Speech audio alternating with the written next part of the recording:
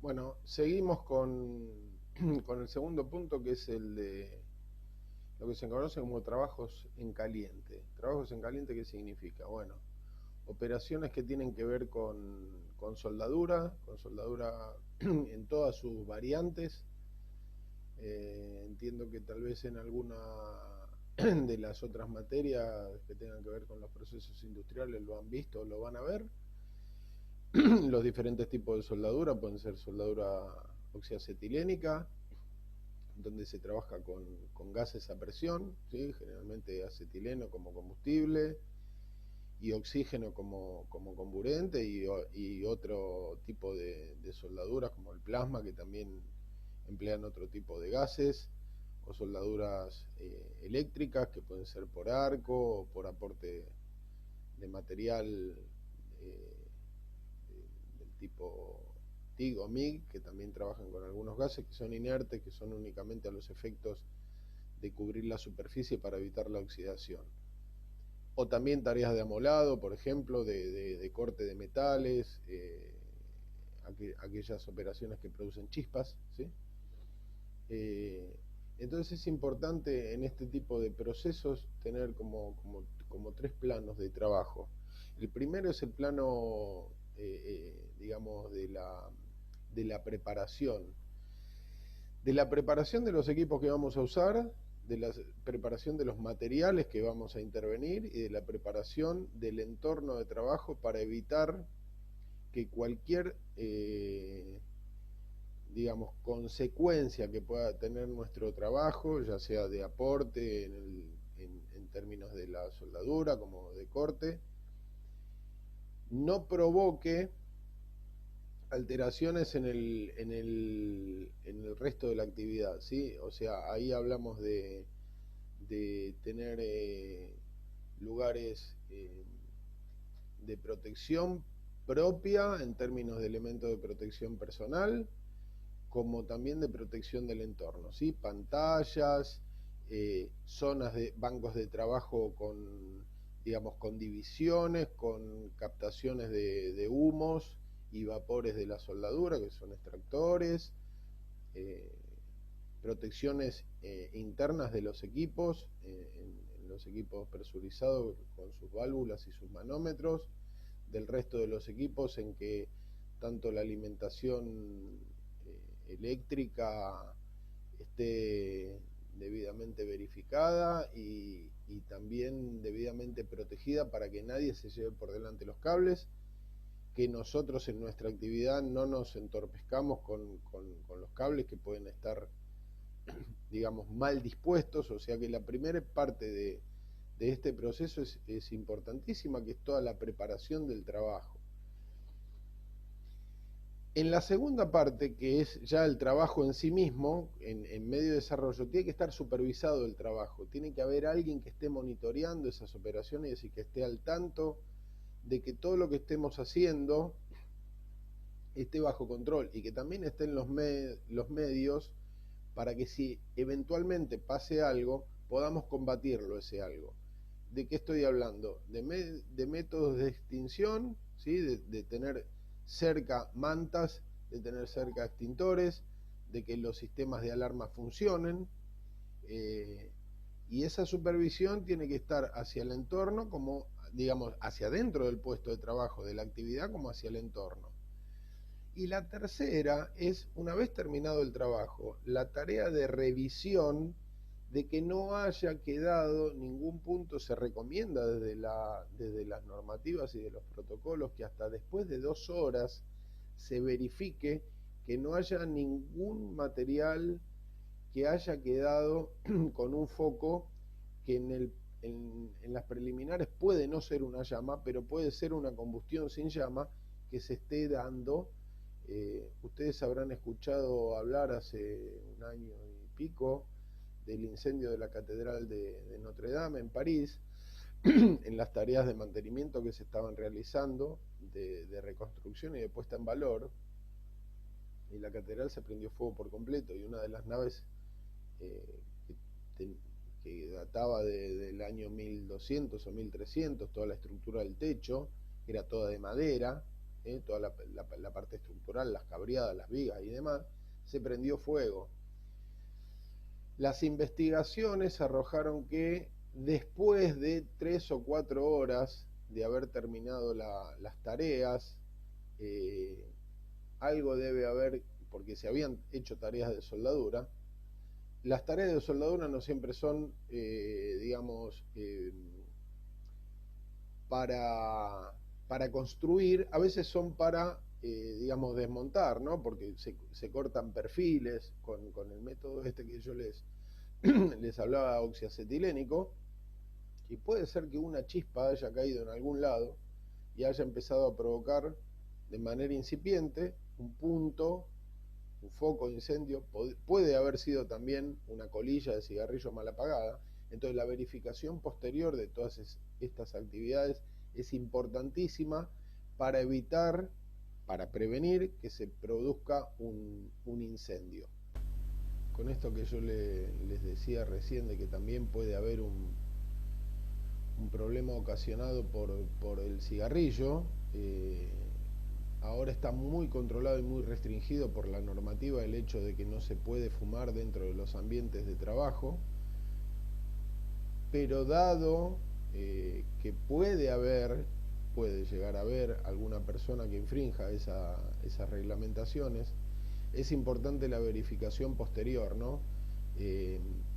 Y digamos, hablar con la gente desde el punto de vista de la capacitación y de la transmisión de estos datos, que puede provocar, más allá del daño a la salud personal y digamos colectiva que provoca el fumar, puede haber eventos catastróficos que tal vez no se dan de una manera masiva, pero que cuando se dan pueden provocar un desastre de estas características. Así que es importantísimo comunicar de manera verbal, de manera gráfica,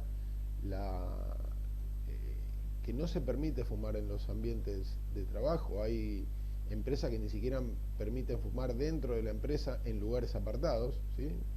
Los fumadores se tienen que ir afuera de la empresa, y hay empresas que ni siquiera permiten que la gente salga, con lo cual no se puede fumar en los ámbitos de trabajo ni en los lugares cerrados de reunión. Este es otro punto importantísimo para tener en cuenta, ¿no? La capacitación y la comunicación en estos aspectos. Después hay otro tipo de incendios que se pueden dar, que tal vez no son los más tampoco, pero que pueden pasar desde el punto de vista de lo que son los sabotajes, ¿no? O sea, incendios intencionales provocados con la intención justamente de hacer un daño, por lo que sea. Nada justifica eso de ninguna manera, porque no solo se pone en riesgo desde el punto de vista material de la instalación del local o de la mercadería que alguien quiera dañar, sino que también eso, digamos, si se propaga, puede poner en riesgo la salud de las personas que trabajan dentro de la empresa o dentro de la actividad, como también del vecindario. Fíjense que cuando hay un incendio en una fábrica, sobre todo aquellas fábricas que manejan mucho material combustible o inflamable, las fábricas de pintura, las fábricas de asfalto, o los depósitos de combustible, el daño no solamente lo sufre la empresa, sino colateralmente lo sufre el vecindario, ¿sí? O sea que hay una pérdida importante de recursos materiales, económicos y vida, sobre todo si es que se da que hay gente que está accidentada o que sufre la muerte. Así que es importantísimo vigilar y verificar con todos los medios que tengamos a nuestro alcance que ninguna de esas actitudes llegue a darse para que tengamos un impacto tan negativo con el resultado que sería un incendio y todas digamos, todos sus daños colaterales.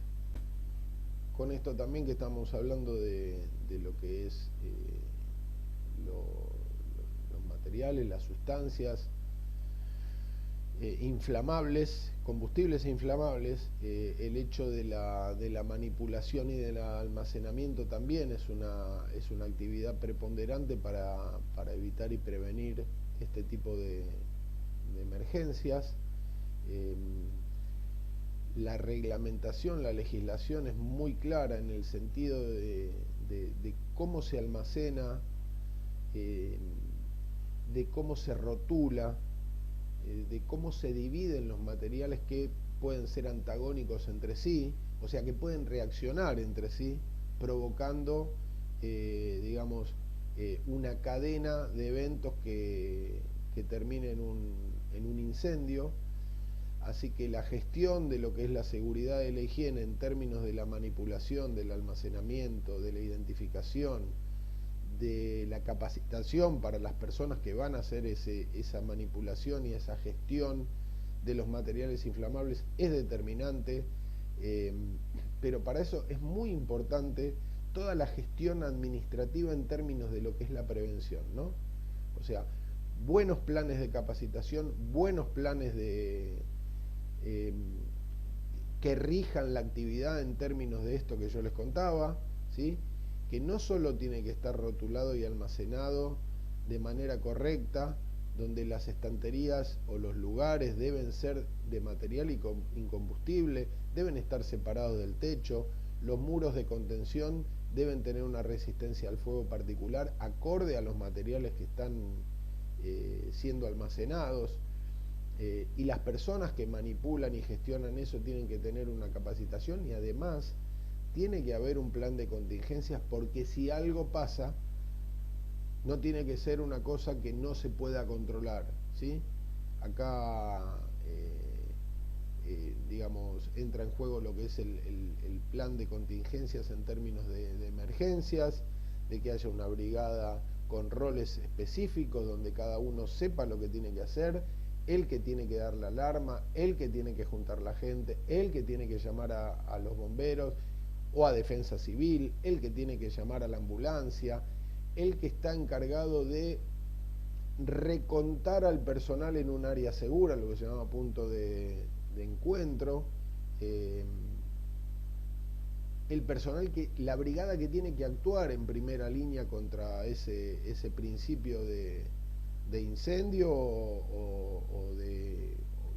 porque puede haber una explosión también, o sea, no solo un incendio, porque el incendio viene después de la explosión, ¿sí? Una deflagración que se llama, o sea, una reacción muy rápida de la cadena entre la activación energética y digamos, eso actuando con el combustible. Así que eso es otra medida importantísima que hay que tener bajo control en la prevención de incendios.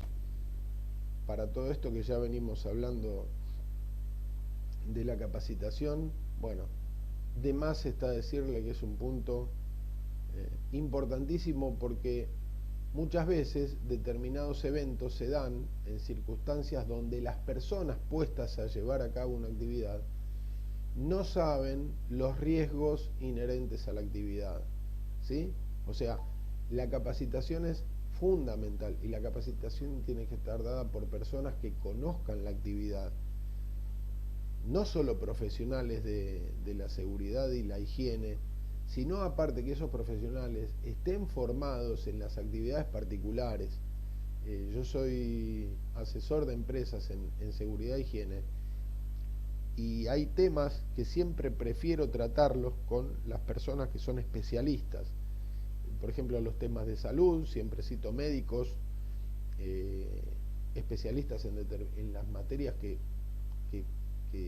tienen que ver con la capacitación que estamos dando, que pueden ser primeros auxilios, que pueden ser técnicas de prevención, con psicólogos, porque hay determinadas cuestiones de las condiciones y medio ambiente de trabajo que tienen que ver con el estado emocional de las personas puestas a realizar una actividad. Por ejemplo, les puedo citar, qué sé yo, trabajos en altura.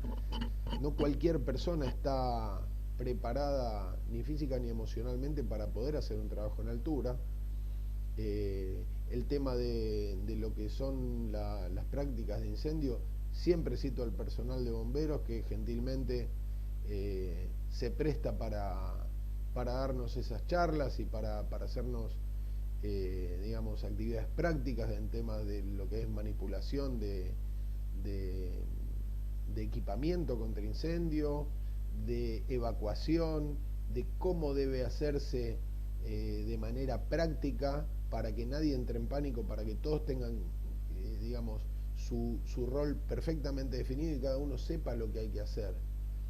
La capacitación es importantísima, pero también la puesta en práctica de la capacitación, o sea, tratar de ver si realmente lo que se quiere con la capacitación se tiene como resultado de parte de la gente, ¿no? O sea, esto de que la gente, de que el empleado, de que el operario, de que el obrero, de que el encargado, cualquier nivel, dé cuenta de que realmente entendió el mensaje y que lo va a poner en práctica de la manera correcta, porque eso es importantísimo, no es solo dar una charla, sino verificar que, que las recomendaciones que los procedimientos y que las instrucciones de trabajo lleguen de la manera que tienen que llegar y sean efectivas.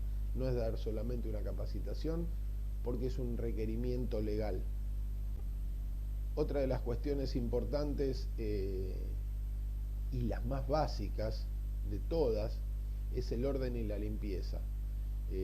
No sé si ustedes habrán escuchado, pero si no lo escucharon y después cuando vean el material, si me quieren hacer una consulta al respecto y si les interesa que yo le aporte más datos con esto, lo puedo hacer, que es el método de las 5 S.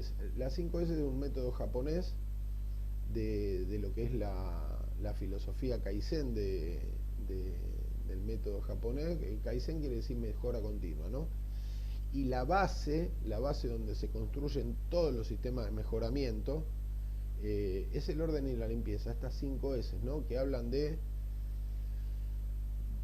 elegir aquellos materiales que usamos habitualmente. ¿Qué quiere decir esto? Ponerlos en la primera línea, tenerlos a disposición.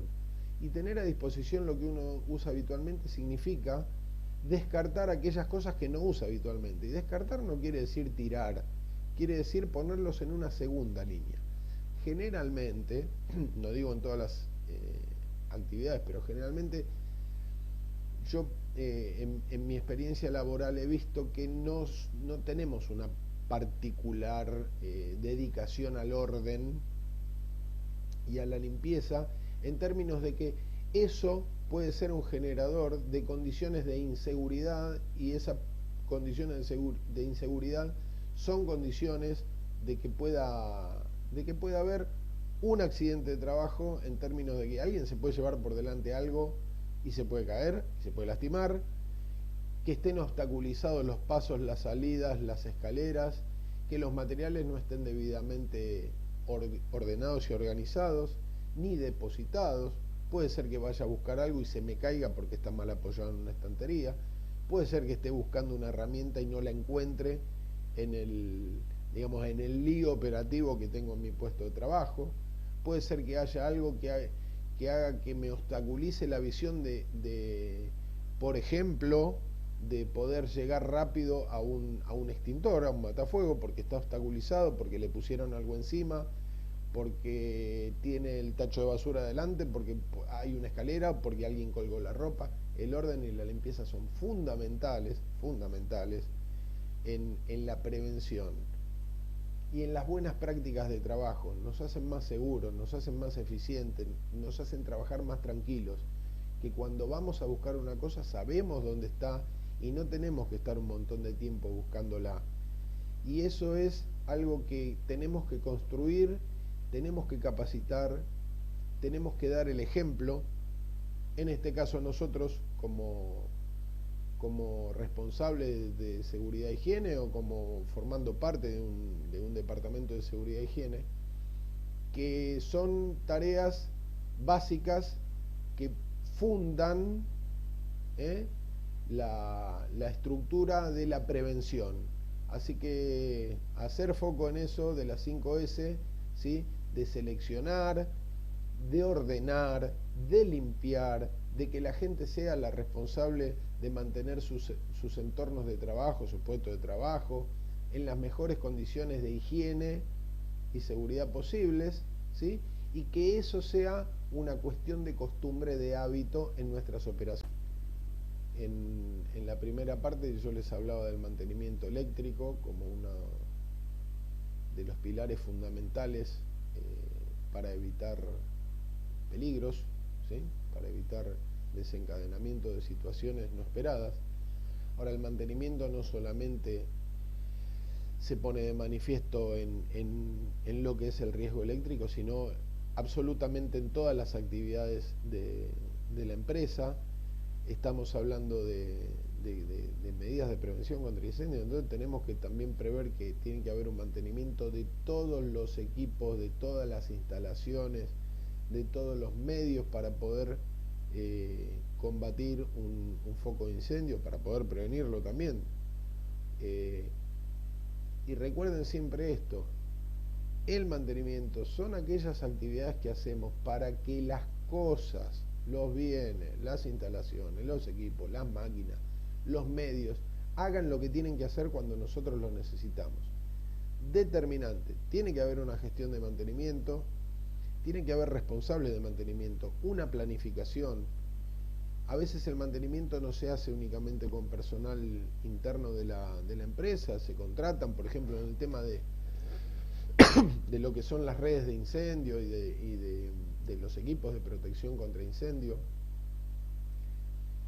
las cañerías, las válvulas, los extintores, las mangueras, las alarmas, los medios de detección de humo, los medios de detección infrarrojos, los medios de temperatura, los sprinklers, innumerable cantidad de elementos que tenemos nosotros dentro de la empresa que se compraron para prevenir o para actuar en el caso de tener un incendio, tienen que funcionar cuando nosotros necesitemos que funcionen. Y para eso hay que hacer mantenimiento preventivo, ¿sí? Preventivo quiere decir una serie de inspecciones, una serie de verificaciones tendientes a que nosotros demos cuenta de que aquellos elementos que deberían estar puestos a disposición para actuar en estos casos funcionen como tienen que funcionar, ¿sí? Así que importantísimo el tema del mantenimiento, importantísimo, también es una cosa que lo pide la ley, la verificación, y que nosotros podamos dar cuenta de aquellas actividades que hacemos para tener un sistema de mantenimiento que dé respuesta a todas estas cosas de las que estamos hablando. Y bueno, en algún momento del video yo les cité el plan de evacuación y el rol de emergencia, que también es una cosa que es determinante, porque dado que fallen nuestros controles operativos, dado que fallen nuestros equipos de detección o nuestros equipos de prevención, en algún momento es posible que tengamos que abandonar el recinto, el local, la empresa, la fábrica, el edificio o donde sea que estemos trabajando. Tiene que haber escrito, consensuado, difundido y practicado un plan de emergencia. El plan de emergencia no se acota únicamente a que pueda haber un incendio. El plan de emergencia tiene que ser una cosa más amplia que, entre los puntos que contempla, uno puede ser el incendio, otro puede ser la amenaza de una bomba, otro puede ser una inundación, otro puede ser, digamos, otro tipo de eventos atmosféricos. Hay zonas que son muy propensas a los terremotos, hay zonas que son propensas a los vientos, hay zonas que son propensas a las inundaciones. Entonces el plan de mantenimiento tiene que estar, el plan de mantenimiento no, el plan de evacuación o el plan de emergencia tiene que estar diseñado en función de la realidad, no solamente del proceso, sino de la realidad en la que está emplazada la empresa o la actividad que, digamos, la fábrica o la actividad que estemos llevando adelante. Para eso tiene que cumplir con varias cosas. O sea, no solo tiene que prever de qué manera se atiende la situación de emergencia en términos de la primer fase, que sería la detección y la comunicación. La segunda fase, que es tratar de actuar contra eso en términos de contenerlo. Y si hay una tercera fase, también es una fase en la que nosotros pidamos ayuda a diferentes actores, en este caso, como les señalaba antes, los bomberos, defensa civil, la policía, ambulancias. ¿Cómo hacemos con la gente? ¿Sí? Tiene que haber una fase en la cual podamos sacar a la gente del recinto, local, lo que sea, llevarlos a un lugar seguro, externo. Para eso tienen que funcionar un montón de cuestiones, la señalización, que no estén obstaculizadas las salidas, que los medios de escape estén disponibles y funcionen, que las puertas se abran hacia afuera, que digamos que las barras antipánico no estén bloqueadas, que tengamos un lugar retirado del punto en cuestión, donde podamos juntar a la gente, verificar que están todos los que tienen que estar, y que si hay alguien, no vuelve cualquiera, sino que vuelve un responsable de la brigada. Hay muchas cosas que contempla el plan de emergencia, y para eso hay que practicarlo, ¿sí? Hay que practicarlo, hay que ensayarlo, cada uno tiene que saber lo que tiene que hacer, la gente tiene que estar capacitada en saber que cuando alguien da una alarma, hay otra persona que va a venir y va a guiar ese grupo de personas hacia el exterior y los va a contar, y hay personas que tienen que dar la comunicación de la alarma hacia afuera, y hay personas que van a tener que estar, digamos, en contacto con todos esos medios externos que pueden llegar a venir, que pueden ser los médicos, los enfermeros, los policías, la gente de defensa civil, los bomberos. El plan de emergencia es determinante para minimizar, sobre todo, los riesgos de vida de las personas con las que trabajamos. Así que, importantísimo el tema de los roles, el tema de que cada uno sepa lo que tiene que hacer, y para eso primero tiene que estar perfectamente pensado, y es algo, digamos, que no lo diseña una sola persona, porque tiene que estar en acuerdo con la dirección de la empresa. La dirección de la empresa tiene que sostener con recursos y con voluntad política que todo esto se pueda hacer, que todo esto se pueda entrenar, ¿sí? Porque tiene que haber un tiempo a disposición de eso, en el cual generalmente no va a haber operaciones. Entonces, bueno, importantísimo eso. Y entre las medidas que hay que tomar para poner digamos, a prevención una actividad, tenemos dos tipos de medidas. Una son medidas activas de protección. ¿Cuáles son las medidas activas de protección? Bueno, son todos los elementos de detección y de lucha contra incendios. Cuando hablo de detección, hablo de alarmas, hablo de detectores de humo, hablo de detectores de temperatura, hablo de detectores de llama, hablo de medios de extinción que pueden ser rociadores automáticos que ante una elevación de la temperatura en un determinado recinto rompen su burbujita de vidrio y empiezan a rociar agua a presión por la zona donde se está dando el incendio. Hablo de la señalización, hablo de los extintores portátiles, los matafuegos, en todos sus tamaños y con todos los agentes, o sea, agentes de extinción de acuerdo al tipo de fuego. Hablo de las bocas de incendio que tienen las mangueras. Hablo de que los tanques de agua tengan agua. Hablo de que las bombas que tienen que arrancar para presurizar las cañerías de agua funcionen como corresponde. Es innumerable la cantidad de elementos que agrupa lo que son las medidas activas de protección contra incendio. Y por el otro lado, tenemos las medidas pasivas. ¿Cuáles son las medidas pasivas? Bueno, las medidas pasivas son medidas estructurales, o sea, forman parte de la estructura. No van a actuar de manera automática o manual contra un incendio, pero sí van a evitar su propagación o van a evitar que la estructura colapse antes de tiempo. Entonces, las medidas estructurales son la construcción de muros que soporten durante X cantidad de tiempo una temperatura dada por un incendio. Estamos hablando de muros cortafuego, de puertas cortafuego, o sea, que eviten, si hay un incendio activado, que eviten su propagación hacia otros locales, ¿sí? El refuerzo de vigas con materiales ignífugos, los cielos rasos con materiales ignífugos, lugares donde hay pinturas ignífugas que evitan que digamos que los mobiliarios o las estanterías u otro tipo de equipos rápidamente puedan tomar fuego. Eso baja la carga de fuego también o la atenúa un poco, y esa es la gran diferencia entre las medidas de protección activa y pasiva. Bueno, espero que les sirva todos estos comentarios, y que si tienen alguna duda con respecto a ello, nos hablamos a través de los foros. Les mando un saludo cordial y seguimos en contacto. Hasta luego.